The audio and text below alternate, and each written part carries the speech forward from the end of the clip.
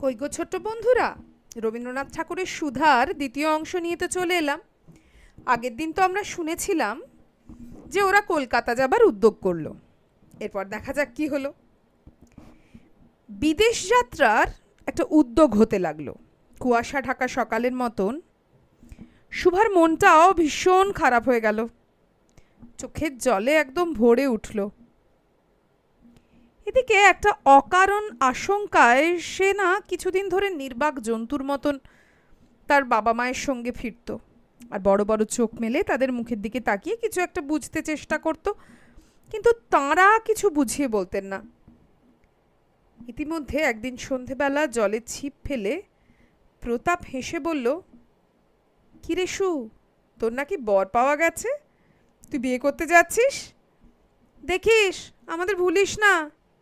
বলে আবার মাছের দিকে মনোযোগ করল।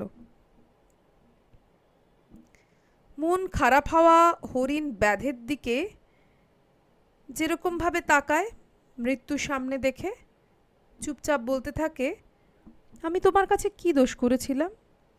শুভা ঠিক তেমন করেই প্রতাপের দিকে তাকালো। সেদিন আর গাছের তলায় বসল না। বাণীকণ্ঠ ঘুম থেকে উঠে ঘরে বসে তামাক খাচ্ছিলেন। শুভা তার পায়ের কাছে বসে তার মুখের দিকে চেয়ে কাঁদতে লাগলো। অবশেষে তাকে সান্ত্বনা দিতে গিয়ে বাণীকণ্ঠ শুকনো গালে একটুখানি চোখের জলও গড়িয়ে পড়ল। কাল কলকাতা যাবার দিন ঠিক হয়েছে। শুভা গোয়ালঘরে তার ছোটবেলার সখীদের কাছে বিদায় নিতে এসছে।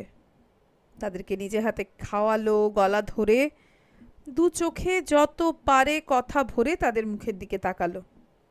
দুটো চোখের পাতা থেকে টপ টপ করে চোখের জল পড়তে লাগলো।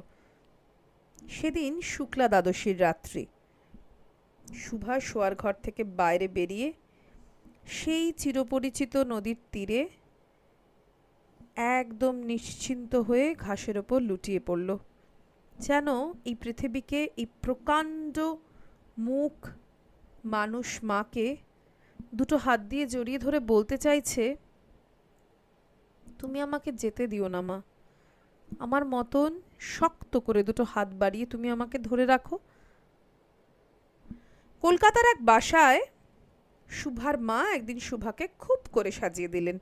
এঁটে চুল বেঁধে খোপায় জরির ফিতে দিয়ে গয়নায় একদম ভরিয়ে দিলেন। স্বাভাবিক স্ত্রী, যথাসাধ্য একদম বিলুপ্ত করে দিলেন। শুভার দুটো চোখ দিয়ে জল পড়ছে, পাছে চোখ ফুলে খারাপ দেখতে হয়, এর জন্য তার মা তাকে খুব বকাবকি করলেন। কিন্তু চোখের জল তো আর এই বকাবকি মানল না। বন্ধুর সঙ্গে বর স্বয়ং কোণে দেখতে এলেন।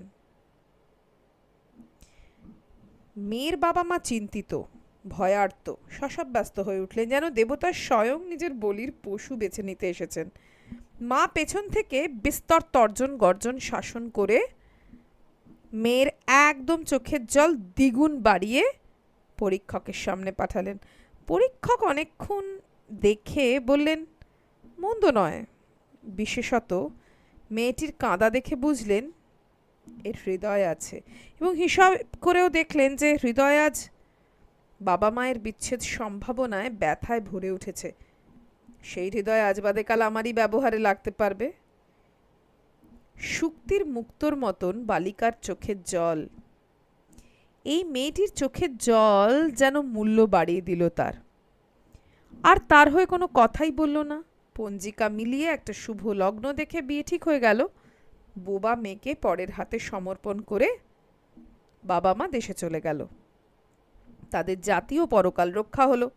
বর পশ্চিমে কাজ করে। বিয়ের কিছুদিনের মধ্যেই স্ত্রীকে পশ্চিমে নিয়ে গেল। সপ্তাহখানেকের মধ্যেই বর বুঝল নতুন বউ বোবা। তাকেও বুঝল না যে সেটা তার দোষ নয়, সে কাউকে প্রতারণা করেনি। তার দুটো চোখ সব কথাই বলেছিল, কিন্তু কেউ তা বুঝতে পারেনি। সে দোষ কি তার? সে কাউকে প্রতারণা করেনি। তার দুটো চোখ দিয়ে তো সে সবাইকে বারবার বোঝানোর চেষ্টা করেছিল যে তার কোনো ভাষা নেই। যারা ভাষা বুঝতে পারে বোবার, আজন্ম পরিচিত মুখগুলো দেখতে পায় না, সেই মেয়েটির একদম নীরব এই হৃদয়ের মধ্যে যে একটা অসম্ভব না বলা কান্না বাজছে, সেটা বোধহয় অন্তর্যামী ছাড়া আর কেউ শুনতে পেল না। এবং তার স্বামী তার চোখ এবং কান দিয়ে পরীক্ষা করে একটা একদম ভাষাওয়ালা স্ত্রীকে বিয়ে করে আনলো। ব্যাস, সুধা ফিরল তার বাপের ঘরে। তাহলে ছোট্ট বন্ধুরা, দেখেছো তো লোকের কষ্টের শাস্তি কেমনভাবে সুধা পেল? আগের দিন তো শুনেছ। আজকে খুবই ছোট অংশ বাকি ছিল পর্ব 2-তে। দেখো তোমাদের কেমন লাগে, আর অবশ্যই কমেন্ট করে জানিও কেমন লাগছে।